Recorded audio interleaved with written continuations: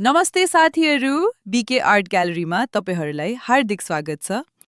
आज म तपाईहरूलाई एउटा अत्यन्तै सुन्दर दृश्यको बारेमा बताउन गइरहेको छु, पोखरा, जहाँ प्रकृतिले आफै चित्र कोरे जस्तो लाग्छ।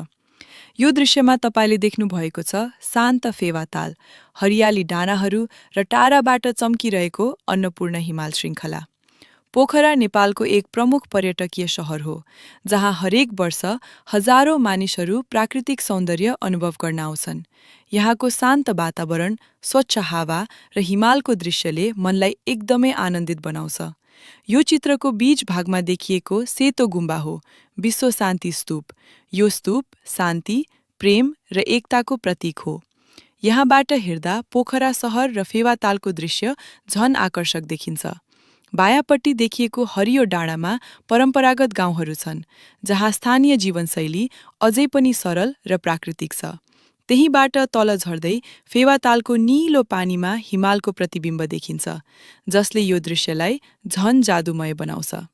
यो चित्रले केवल दृश्य मात्र देखाउँदैन, यो नेपालकै पहिचान, संस्कृति र प्रकृतिको गहिरो कथा पनि सुनाउँछ। यदि तपाईँ प्रकृति प्रेमी हुनुहुन्छ भने पोखरा तपाईको लागि स्वर्ग जस्तै स्थान हो।